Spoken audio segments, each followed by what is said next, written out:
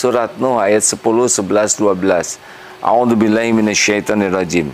Faqultu astaghfiru rabbakum innahu kana ghaffara yursilis samaa 'alaikum midrara wa yumdidkum bi amwali wa banin wa yaj'al lakum jannatin wa yaj'al lakum anhara. Kukatakan kepadamu, kata Nabi Nuh ya, kepada mereka ya. Faqultu astaghfiru rabbakum. Kukatakan kepada mereka, mohonlah ampun kepada Rabb kalian.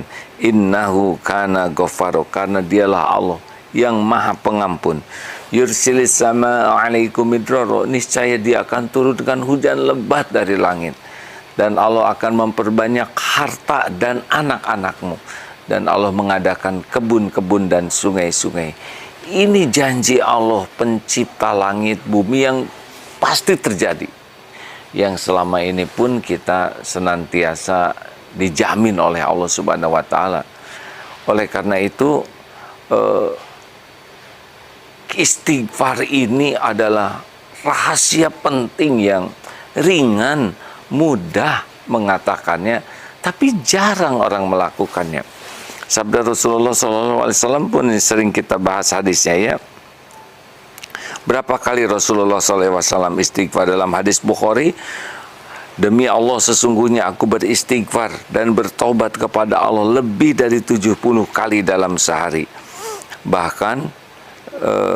Bahkan ya ini, man aksarul istighfar, barang siapa yang memperbanyak istighfar, ja'alallahu lahu min kulli hammin farajan wa min kulli doikin makhrajan wa razaqahu min haitsu la yahtasib.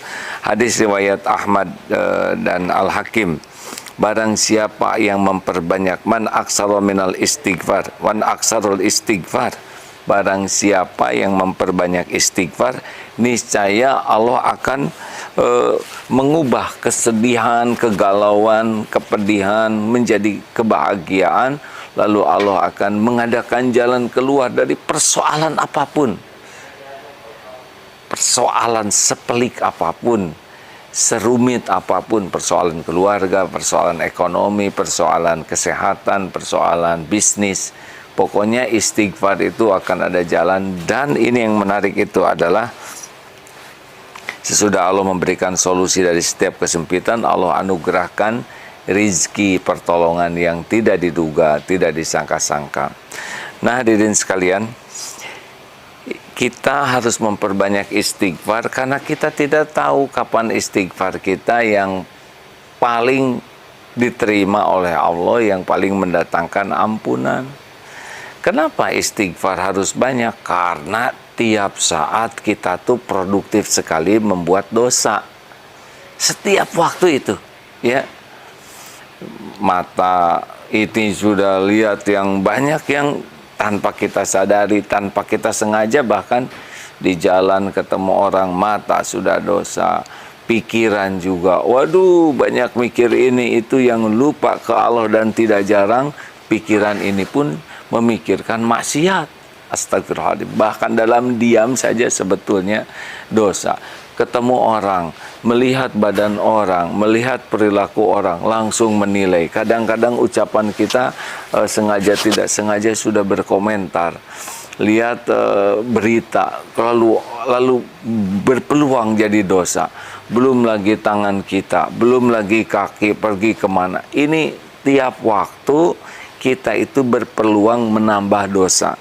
Bahkan ya dalam diam pun, dalam kesendirian pun bisa berbuat maksiat itu.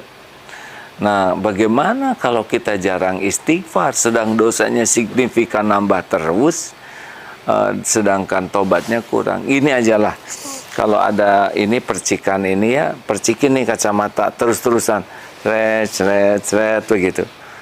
Apa yang terjadi? Nggak bisa lihat apa-apa. Bukan tidak ada apa-apa, nggak bisa lihat. Kayak mobil, terus dikasih lumpur, dikit-dikit, lama-lama nggak bisa lihat jalan. Gelisah, bukan tidak ada jalan, tapi tidak bisa lihat jalan. Yang ngebagikan durian gratis juga nggak kelihatan. Bisa nabrak, bisa tersesat, bisa masuk jurang, bisa ketabrak. Itulah orang-orang yang kurang istighfar. Ini sederhana tapi luar biasa hadirin. dari ayat yang tadi ya sudah jelas. Lalu kenapa istighfar begitu hebat? Karena innallaha yuhibbut tawwabin wa yuhibbul mutatahhirin. Sesungguhnya Allah itu sangat-sangat mencintai orang yang tobat dan mensucikan diri.